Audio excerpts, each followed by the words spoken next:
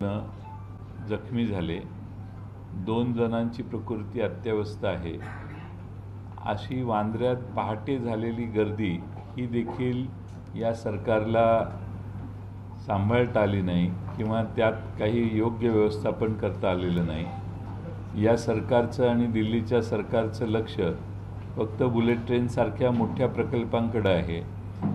मुंबई नगरीमधल्या उपनगरात आमचे प्रवास करणारे मुंबईकर बांधव यांनी या चेंगराचेंगरीला तोंड द्यायचं आणि काही लक्झरी रेल्वे देशात सुरू करून श्रीमंत वर्गाचे चोचले पुरवण्याचं काम भारतीय जनता पक्षाने सातत्यानं केलेलं आहे। आज वांद्र्याला झालेली पहाटेची चेंगराचेंगरी ही मुंबईतल्या सामान्य नागरिकांच्याकडं हे सरकार किती दुर्लक्ष करतंय आणि अलीकडं रेल्वे प्रशासन आणि मुंबईचं प्रशासन, महाराष्ट्राचं प्रशासन हे अशा गोष्टींकडे दुर्लक्ष केल्यामुळं असे प्रकार वारंवार घडत आहेत। ही अतिशय चिंतेची बाब आहे। मुंबईकरांच्या रेल्वेतनं प्रवास करत असताना त्यांची सुरक्षितता बघणं हे सरकारचं अग्रक्रमाने काम होतं, पण सरकारने त्या बाबतीत कायम दुर्लक्ष केलं। आज वांद्र्याला ही घटना घडली। पहाटे सकाळच्या वेळी आणि संध्याकाळच्या वेळी रेल्वेतली गर्दी ही योग्य त्याचं नियोजन केलं नाही तर अशा प्रकारचे प्रसंग घडतात हे माहीत असून देखील आज वांद्र्याला अतिशय दुर्दैवी प्रकार घडला। मी राष्ट्रवादी काँग्रेस पक्षाच्या वतीने ज्यांच्यावर ही जबाबदारी आहे त्या सर्वांचाच निषेध करतो। आम्ही मुंबईतल्या सामान्य नागरिकांनी श्रीमंतांनी लक्झरी ऐश्वर्यात जगायचं, महाग तिकीटं काढून रेल्वेने आणि विमानाने प्रवास करायचे, पण कष्टकरी वर्ग जो साध्या रेल्वेत प्रवास करतो त्याने मात्र चेंगराचेंगरीला तोंड द्यायचं। ही आज मुंबईकरांची झालेली अवस्था इथं मुंबईतच नाही सगळ्या महाराष्ट्रात लोक अनुभवत आहेत आणि श्रीमंतांचं चोचले करणारे हे सरकार हे सतत महाराष्ट्रातल्या जनतेकडे दुर्लक्ष करत आलेत। याची अनेक उदाहरणं आहेत। मी अपेक्षा करणार आहे की महाराष्ट्रातली जनता याच्यातून निश्चितपणानं उद्याच्या निवडणुकीत आपली प्रतिक्रिया देईल। समस्त मुंबईकर देखील जे रेल्वेनं प्रवास करणारे आहेत आणि जे कष्ट करणारा वर्ग आहे ते महाराष्ट्रात मुंबईत जे रेल्वेकडे दुर्लक्ष झाले, केंद्र सरकारने जेव्हापासून रेल्वेचं बजेट हे बंद केलेलं आहे तेव्हापासून रेल्वेच्या समस्या वाढत आहेत आणि रेल्वेच्या प्रश्नांकडे लक्ष देण्यासाठी केंद्र सरकारला वेळ मिळत नाही, त्यातनं असे घटना घडतात असं माझं मत आहे। आज राष्ट्रवादी काँग्रेस पक्षाच्या वतीनं आम्ही तिसरी एक छोटीशी यादी या ठिकाणी उमेदवारांसहित जाहीर करतो। आम्ही विधानसभा मतदारसंघ 35 वाशिम जिल्ह्यातला कारंजा या गायक पटणी हे आमचे उमेदवार असतील। विधानसभा नंबर 46 हिंगणघाट इथं अतुल वांदिले हे आमचे उमेदवार असतील। विधानसभा मतदारसंघ 50 नागपूर हिंगणा या ठिकाणी रमेश बंग हे आमचे उमेदवार असतील।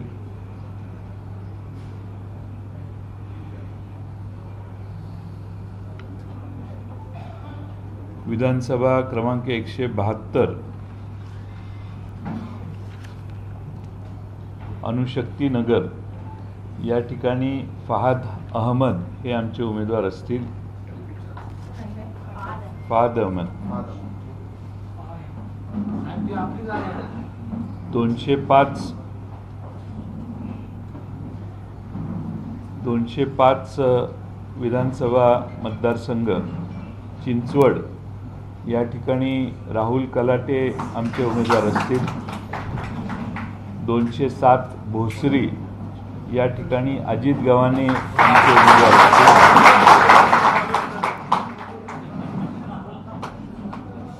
229 बीड माजलगाव या ठिकाणी मोहन बाजीराव जगताप हे आमचे उमेदवार असतील।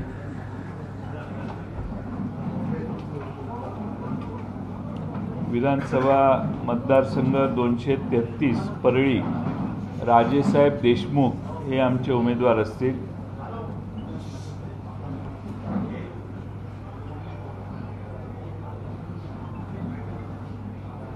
विधानसभा मतदारसंघ 247 सोलापूर जिल्ह्यातील मोहोळ मतदारसंघात कुमारी सिद्धी रमेश कदम ही उमेदवार असेल। ही टाटा इन्स्टिट्यूट ऑफ सोशल सायन्समध्ये पोस्ट ग्रॅज्युएशन हिनं केलं आहे आणि अत्यंत सुशिक्षित मुलगी आहे आणि ती मुंबईच्या टाटा इन्स्टिट्यूट ऑफ सोशल सायन्समध्ये शिकलेली आहे आणि तिचा NGOमध्ये 2 वर्षाचं काम करण्याचा अनुभव आहे।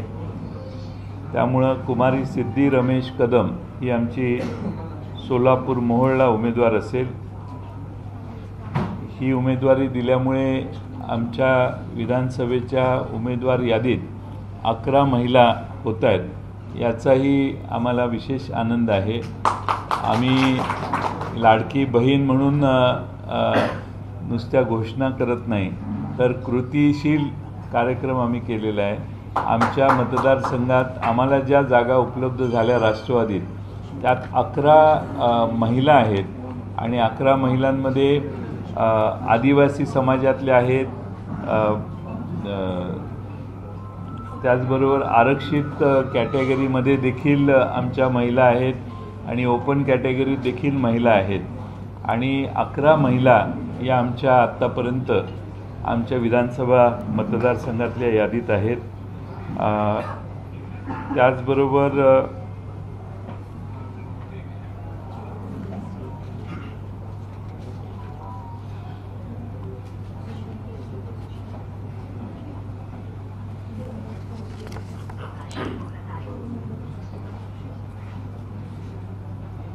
बाकीचे उमेदवार हे आम्ही आपल्याला थोड्या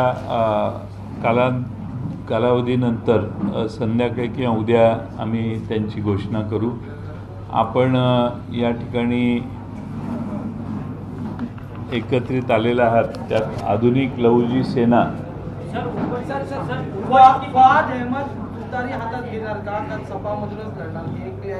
मी राष्ट्रवादीचे उमेदवारांची यादी घोषित करतोय। पक्षप्रवेश करूनच मी इथं आले।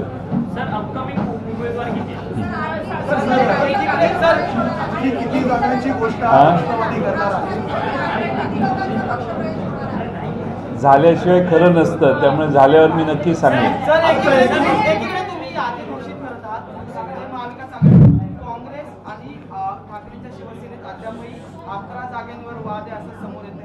अनेक जागांवर तिढाचं ताकद आणि मैत्रीपूर्ण लढत होईल अशी चर्चा जी आहे कारण की दोन्ही पक्षाने प्रत्येक उमेदवाराला एबी फॉर्म वाटलेले आहेत।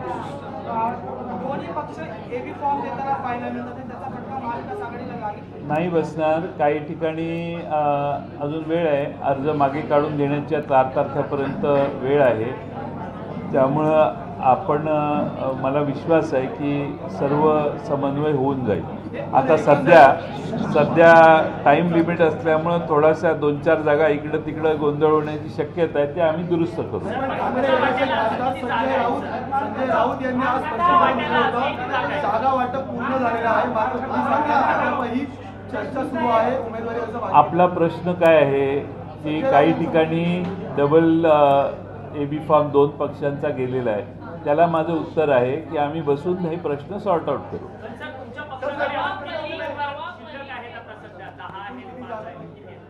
आहेत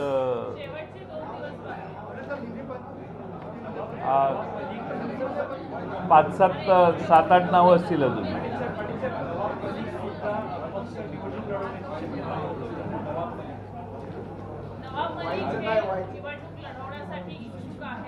एकीकडे हिंदुत्ववादी विचार आणि त्यांच्या असणारे गंभीर आरोग्यानंतर भाजपनं विरोध केलेला होता। मुख्यमंत्र्यांनी त्यांना सभागृहामध्ये त्यांना देशद्रोही असं म्हटलेलं होतं। नवाब मलिक यांनी स्वतःच्या कन्येला भारतीय जनता पक्षाच्या मित्र पक्षातून निवडणूक लढवण्याची परवानगी दिलेली आहे। याचाच अर्थ नवाब मलिकला तिकीट देण्यात भारतीय जनता पक्ष नवाब मलिकच्या मुलीला दिलं. म्हणजे काय तर जे आरोप नवाब मलिक यांच्यावर केले आम्ही नाही केलेले. आम्ही तर उलट त्यांच्या बाजूने ते शिफारस समेत त्यांचे बाजूच मांडत होतो. पण भाजपने ठामपणाने जे आरोप केले, ज्याच्यासाठी त्यांना तुरुंगवास झाला, त्यांना बरोबर घेण्याची व्यवस्था भारतीय जनता पक्षाने केलेली दिसते. लाडकी बहीण योजना बंद करण्याचा डाव आहे अशा पद्धतीचा एक व्हिडिओ व्हायरल होतो, ज्याच्यामध्ये भाजपनं काँग्रेसला आणि राष्ट्रवादीला डिवचलेला आहे. आणि त्यात असं दाखवण्यात आलंय की एकूणच भाजपने जी योजना आणली ती योजना आगामी काळामध्ये जर महाविकास आघाडी आली तर बंद होईल. भारतीय जनता पक्ष आणि त्यांचे जे मित्र पक्ष आहेत त्यांनी लाडकी बहीण योजनामध्ये आता पैसे नाहीत म्हणून या महिन्यात पैसे द्यायचं बंद केलेलं आहे. योजना त्यांनीच बंद केलेली आहे. आमचं जाहीरनामा अजून प्रकाशित व्हायचा आहे. तो जाहीरनामा प्रकाशित होईल त्यावेळी या योजनेबद्दल महाविकास आघाडीची भूमिका स्पष्ट होईल.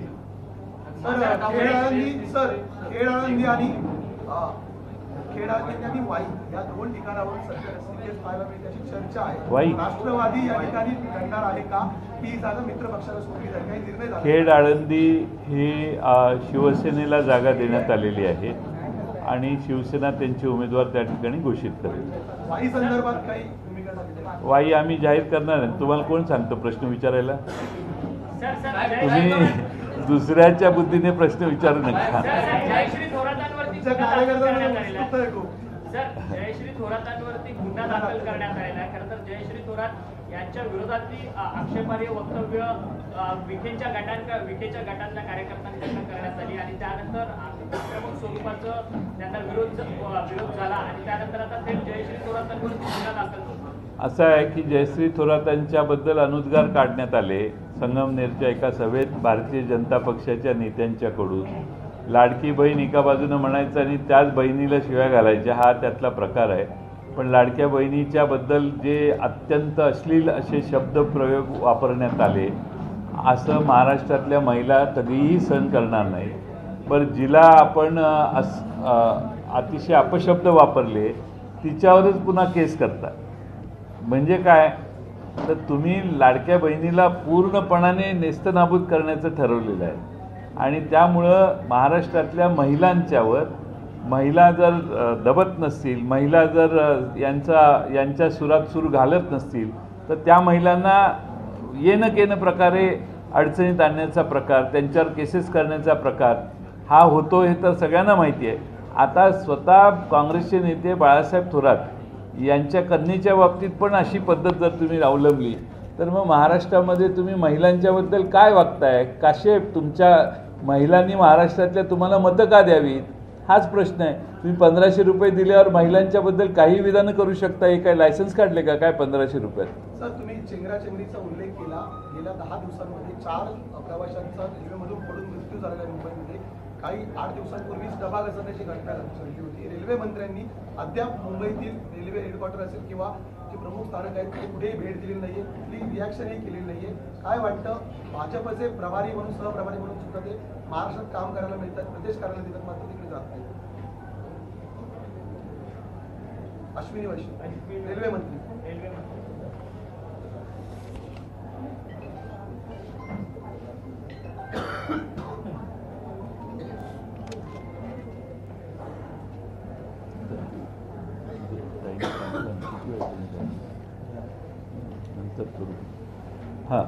रेल्वे मंत्री अश्विनी वैष्णव आहेत जे महाराष्ट्रामध्ये भाजपचे सहप्रभारी आहेत. मात्र गेल्या 8 दिवसामध्ये डबा घसरण्याची घटना घडलेली होती महाराष्ट्रामध्ये. आज चेंगराचेंगरीसारखी घटना घडलेली आहे. 4 जणांचा रेल्वेतून पडून मृत्यू झालेला आहे. मात्र अद्याप रेल्वे मंत्र्यांनी मध्य रेल्वेचे हेडक्वार्टर असेल, पश्चिम रेल्वे हेडक्वार्टर असेल, भेट दिलेली नाही किंवा दुर्घटना स्थळाला भेट दिली. कारण भारतीय जनता पक्ष हे निवडणूक लढवण्याचं यंत्र आहे. त्यांना संवेदनशीलता नसणारा पक्ष आहे. आता या घटना दुर्दैवी घडल्यावर रेल्वे मंत्री मुंबईत आल्यावर त्यांनी मुंबईच्या रेल्वेच्या कार्यालयात जाऊन ह्या सगळ्या गोष्टीची चौकशी करून अशा गोष्टी होणार नाहीत यासाठी काळजी घेण्याचे आदेश देणं आवश्यक होतं. पण दुर्दैवाने ते न करता महाराष्ट्रामध्ये आणि मुंबईमध्ये राजकारण करण्यासाठी रेल्वे मंत्री येतात, भाषणं ठोकायला आणि पक्षाचा प्रचार करायला येतात, पण मुंबईतल्या नागरिकांच्या प्रवासाच्या समस्या सोडवण्यासाठी त्याच खात्याच्या मंत्र्यांना वेळ मिळत नाही. याच्यासारखी दुर्दैवी अवस्था कुठलीही नाही. सर, एक प्रश्न असा आहे की जेव्हा पक्ष फुटला होता त्याच्यानंतर एक जी परिस्थिती आपण पक्षातली होती ती सातत्याने पक्षातून सांगण्यात आलं होतं की संधी त्यांना मिळेल जे निष्ठावंत आहे. आजच्या या यादीमध्ये पटणी असेल किंवा अहमद असतील ही बाहेरची मंडळी आहे ज्यांना पक्षप्रवेश झाल्यानंतर तुम्ही त्यांना संधी त्यांचं नाव घोषित केलेलं आहे. याच्यामुळे पक्षातले जे निष्ठावंत आहेत ज्यांनी पक्ष फुटल्यापासून ज्यांनी काम केलेलं आहे त्यांच्यावरती अन्याय झालं किंवा ते कार्यकर्ते नाराज होतील असं वाटतं. त्यापैकी निलेश भोसले हे सुद्धा आणि शक्तीनगरमधून इच्छुक आहेत आणि शक्तीनगरमधून खूप सारी लोक इच्छुक असं आहे की अणुशक्तीनगरमध्ये आमच्याकडे फार चांगले कार्यकर्ते होते, पण एकंदरच फहाद अहमद हे अलीकडच्या काळामध्ये त्या ठिकाणी तिथले स्थानिक राहणारे आहेत, तिथेच राहतात ते फहाद अहमद. सर ते आत्ता तिथं राहतात, त्यामुळं गेले 7 महिन्यापासून, आणि त्यांना पक्षाने प्रायोरिटी द्यायचं ठरवलेलं आहे. पहिलं जर तुम्ही नाव घेतलं पटणी त्यांच्या बाबतीत पण असं पटणी हे आहेत ते भाजपचे माजी आमदार पटणी साहेबांची चिरंजीव आहेत, आणि त्या ठिकाणी त्यांचा पक्षप्रवेश केला आणि त्यांची आता उमेदवारी घोषित केली. आम्हाला शेवटी भारतीय जनता पक्ष सोडून या ठिकाणी फ्लो वाढलेला आहे. अनेक लोक इच्छुक आहेत आमच्या पक्षात येऊन उमेदवारी करण्यासाठी. पटणी हे तरुण आहेत आणि त्यांची सामाजिक दृष्ट्या त्या भागातली प्रभाव लक्षात घेता आम्हाला वाटलं की ते योग्य उमेदवार आहेत. थोडासा अन्याय होतोय, पण संख्येला महत्त्व आहे राजकारणात, आणि संख्येला महत्त्व संख्या असेल तर तुमची आमची भेट होईल, नाहीतर तुम्ही आम्हाला विचारायचं काय. तुम्ही पत्रकार आहे थोडं लोकसभेला महायुतीचा कार्यकर्ता उपाशी होता आणि महाविकास आघाडीचा कार्यकर्ता उपाशी होता. उपाशी तापाशी उन्हातानाचं महाविकास आघाडीच्या कार्यकर्त्यांनी प्रचार केला. दिवाळी येते सण प्रचाराच्या दरम्यान महाविकास आघाडीच्या कार्यकर्त्याचं तोंड तुम्ही कसं गोड करणार आहात? आणि दुसरा प्रश्न, महाविकास आघाडीच्या जागा वाटपामध्ये 36 जागा आहेत, त्याच्यामध्ये NCP SP जरा बॅकफूटवर आहे असं वाटत नाही का आपल्याला? कारण दक्षिण मुंबईमध्ये बशीर पटेल आणि सचिन अहिरांनंतर एकही आमदार घडला नाही, निवडून आला नाही. आणि घाटकोपर पश्चिमची जागा NCP SP जिंकू शकते, पण ती मित्र पक्षाकडे गेली. याच्याबद्दल काय आपण स्पष्टीकरण द्या. तुमचं नाव काय? मंगेश पदारे. कुठल्या वर्तमानपत्राचे? मी इंडिपेंडंट जर्नलिस्ट. इंडिपेंडंट जर्नलिस्ट मग कुणाला शेवटी मी बोललेली बातमी कुणाला जाणार? मी पोस्ट केलं तुम्हाला पाठवतो व्हॉट्सअपला. म्हणजे ट्विट करणार तुम्ही? ट्विट नाही, व्हॉट्सअपला पाठवतो तुम्हाला, यूट्यूबवरती करतो. यूट्यूबवरती. असं आहे की मुंबई शहरामध्ये शिवसेना, काँग्रेस, राष्ट्रवादी काँग्रेस, समाजवादी पक्ष या सर्वांनी जागा मागितल्या, आणि त्या जागा मागताना ज्या ठिकाणी निवडून येण्याची शक्यता आहे अशाच काही मर्यादित जागा आम्ही मागितलेल्या शिवसेनेनं आणि काँग्रेसनं. त्या बाबतीत आमच्या मुंबईच्या युनिटने शिवसेना आणि काँग्रेसच्या बरोबरच्या बैठकीत भाग घेतला आणि त्यांनी निष्कर्ष काढले, आणि त्याप्रमाणे जे जागा आघाडीत एकत्रितपणाने बसून ठरल्या त्या जागा आमच्याकडे आल्या, त्या आम्ही आता जाहीर केल्या.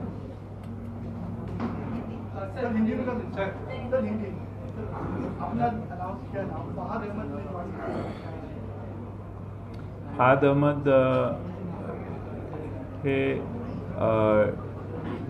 वेल एजुकेटेड यंग मुस्लिम यूथ जिन्होंने बहुत अच्छी तरह से Tata Institute of Social Science में पढ़ाई की है, और वो एक्टिविस्ट है.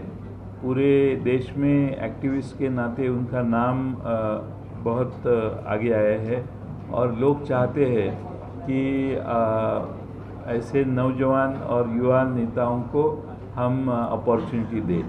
वो हमारे पार्टी में पहले नहीं थे, वो समाजवादी पार्टी में थे, लेकिन समाजवादी पार्टी और हमने बातचीत करके उनको हमारी पार्टी में प्रवेश करके हमने उनको वहाँ पे अणुशक्ति नगर में चुनाव लड़ने के लिए अपॉइंट उम्मीदवार किया। नाराजगी व्यक्त कर रहे हैं या बातचीत नहीं कर रहे हैं, उससे सीट कब डिक्लेयर करेंगे इसकी भी अब वो आसियाबाद में एक और नाराज है, अखिलेश यादव वहाँ से बयान देते हैं। क्या वो वजह है कि आप नतीजे में अब तक नहीं पहुँच पा रहे हो? ऐसा है कि मैंने कल ही कहा था कि हमारे जो मित्र पक्ष है उनसे बातचीत चालू है, और जहाँ पे कांग्रेस शिवसेना के ओवरलैपिंग है या राष्ट्रवादी से ओवरलैपिंग है, हमने बातचीत करके हमारे निर्णय कर दिए हैं। जैसे कि शिवसेना और उनमें भी बातचीत चालू होगी, कांग्रेस की भी बातचीत इन सारे हमारे मित्र पार्टियों के साथ चालू होगी। सर, वही अब्बास भी कह रहे हैं कि सेकुलर वोट डिवाइड होना नहीं चाहिए, इसके लिए मैं इंतजार कर रहा हूँ, लेकिन अभी तक है कि मुझे कोई अप्रोच नहीं कर रहा है और वही टाइम जा रहा है सर। नहीं, मेरे ख्याल से कुछ हल निकलेगा ऐसी उम्मीद है। आने वाले 1-2 दिन में निर्णय हो जाएंगे।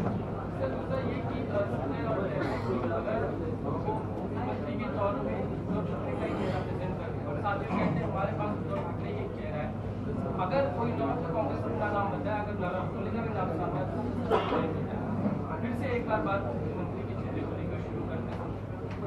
संजय राउत दबाव दे रहे हैं, लगातार कह रहे हैं कि महाराष्ट्र की जनता चाहती है उद्धव ठाकरे मुख्यमंत्री बने। नहीं, उद्धव ठाकरे हमारे आघाड़ी के मुख्यमंत्री रह चुके हैं और उद्धव ठाकरे हमारे आघाड़ी के नेता ही है। उनके तरफ देख के, शरद पवार जी के तरफ देख के, कांग्रेस के राहुल गांधी जी है या कांग्रेस के महाराष्ट्र के जो नेता है, उनको देखते हुए ही हमारे महाराष्ट्र में वोटिंग होने वाली है। तो उसमें कोई दो राय नहीं है। उनको उद्धव ठाकरे जी के हमारी पार्टी के तीनों हमारे आघाड़ी में वो सबसे अहम और महत्वपूर्ण नेता है हमारे लिए, और उसमें कोई दो राय नहीं है। आप बार बार ये सवाल करके जो चिंता व्यक्त करते हैं, मेरी आपसे विनती है कि यही सवाल आप सामने वो संजय राउत ये सवाल क्यों खड़ा करते हैं, वो हिंट कर रहे हैं आपको कि उस तरफ आप ये सवाल पूछिए।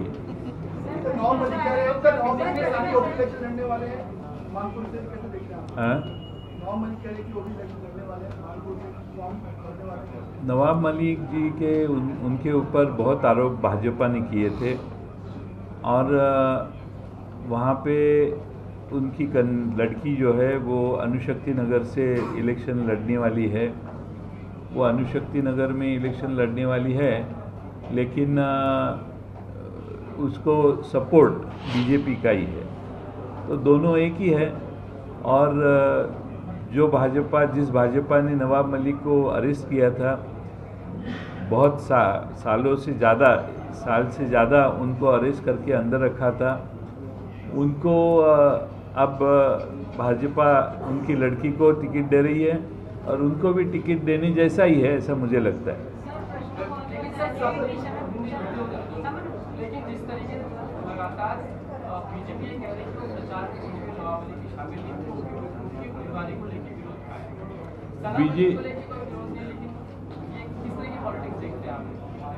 अब वो शिवाजी नगर में बीजेपी के उम्मीदवार कौन है? कोई बीजेपी उम्मीदवार खड़ी नहीं करने वाली है। इसका मतलब नवाब भाई को सपोर्ट ही है बीजेपी का। आज जो